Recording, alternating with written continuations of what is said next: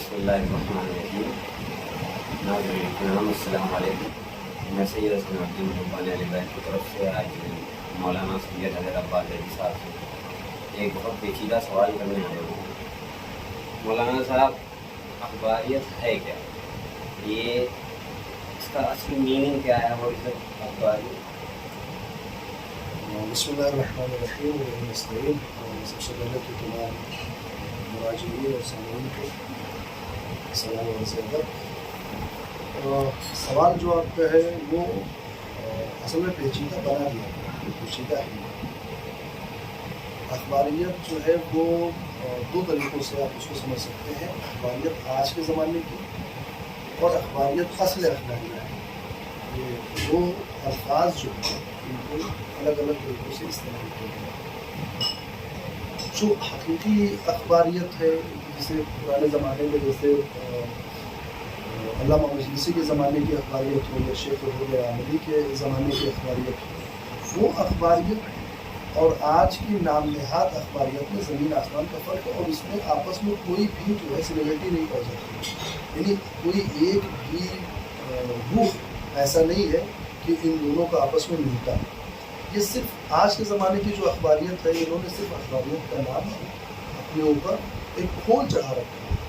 اندر سے اصل یہ دشمن اسلام، دشمن تشیع، یہ تشیع کا مذہب شیعہ کا چہرہ جو ہے بگاڑنا چاہتے ہیں. اصل اخباریت میں آپ کو بتاؤں، پرانے زمانے میں علماء جو ہے وہ تفاسیر سے زیادہ احادیث پر تکیہ کر کے اور اپنے مسائل کے حل کو تلاش کرتے تھے.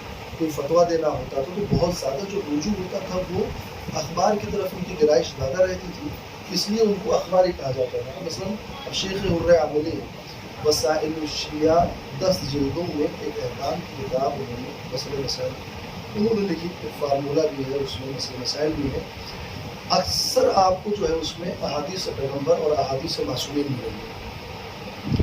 یا بہار العلماء علامہ مجلسی یا ان کے والد الجلیہ، جو اس زمانے کے جو افراد تھے ان کو جو ہے وہ اخباری کہا جاتا تھا، کیونکہ ان کی زندگی میں حدیثوں کا دخل جاتا. ایسا نہیں تھا کہ وہ اجتہاد کے خلاف تھے یا کہیں کسی کتاب میں انہوں نے لکھا ہو اجتہاد کے خلاف کوئی لفظ لکھا ہو، کوئی جملہ لکھا ہو، کوئی بات کوئی نہیں. تفسیروں سے بھی استعمال کرتے تھے مگر کم. آج کے زمانے میں جو جدید مسائل پیش آ رہے ہیں، مثال کے طور پر اب احادیث کو تو آپ کو نہیں نہ ملے گا کہ شیئر بازار کے مسائل کیا ہیں، بینکوں کے سود کے مسائل کیا ہیں، یا ٹیسٹ ٹیوب بیبی ابھی جو ایک نیا چل رہا ہے کہ کسی دوسرے کے رحم میں کسی دوسرے کا بچہ، تو اس کے مسئلے جو ہیں وہ آپ کو احادیث کو نہیں ملیں گے.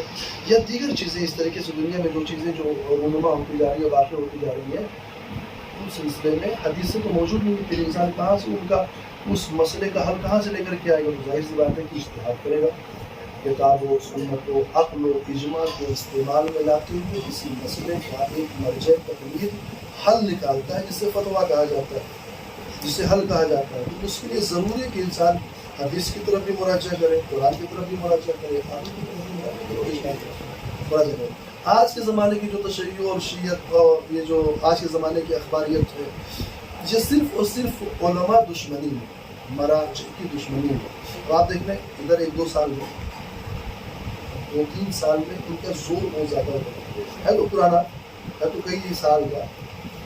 ادھر وہابیت شروع کیا تھا، ادھر اخباریت شروع ہوئی. اصل یہ غرب کی سازش ہے، یورپ اور امریکہ اور یہ ان ممالک کی سازش ہے کہ اسلام اور خاص طور سے تشیع اگر تلوار اور میزائل اور گولیوں سے نہ جیتے جا سکے تو ان کو فکروں کے ذریعے سے توڑ دو.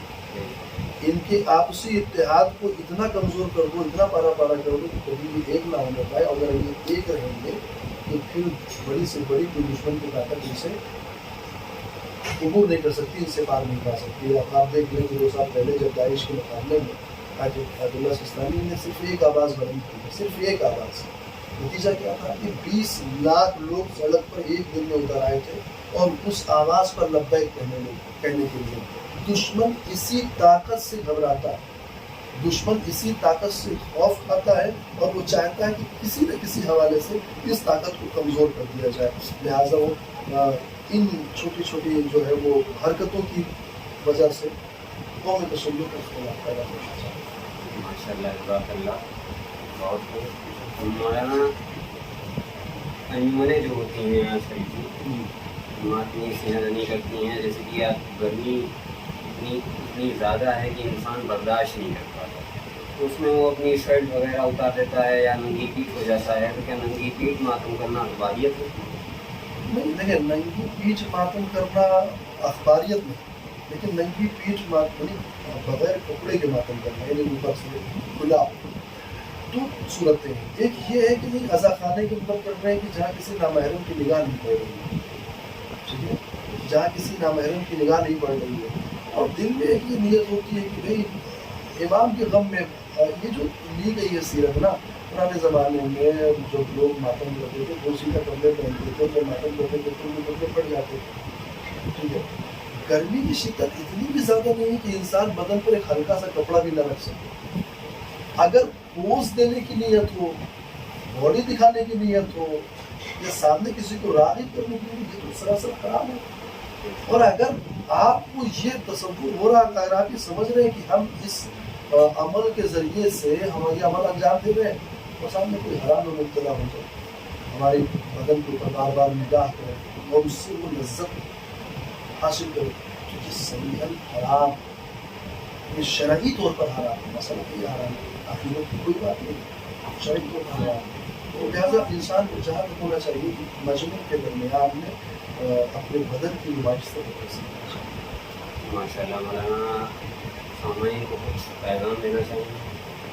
میں پیغام دینے کی ضرورت نہیں ہے. الحمدللہ اس ان ایام اعظم میں جہاں تک میرا مشاہدہ رہا ہے پچھلے سال بھی اس سال بھی, ہم نے دیکھا ہے کہ قوم کے نوجوانوں میں بھی بیداری کافی حد تک آئی ہے.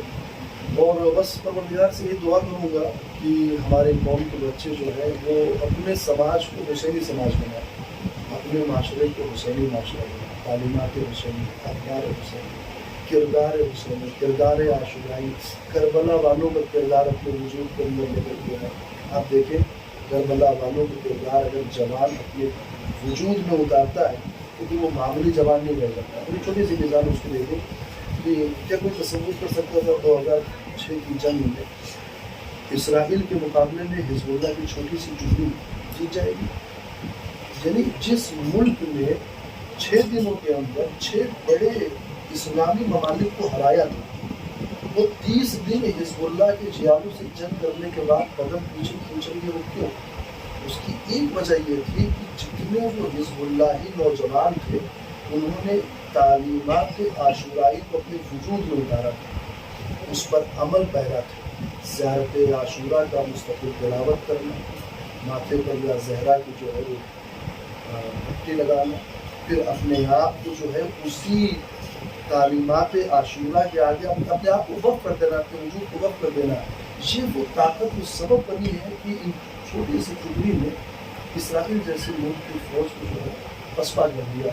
اگر آج ہماری قوم کا نوجوان تعلیمات عاشورا اپنے وجود میں اتار لے تو یقین جانیے پھر نہ اس قوم میں کوئی مدنیت لے کے آئے گا, نہ کوئی اخباریت لے کے آئے گا, نہ کوئی مشریت لے کے آئے گا, نہ کوئی افراط لے کے آئے گا, نہ کوئی تفریق لے کر کے آئے گا. ملتے ہیں سامعین انشاءاللہ ایک نئے کوشچن کو لے کے دوسرے انٹرویو میں. تب تک کے لیے خدا حافظ.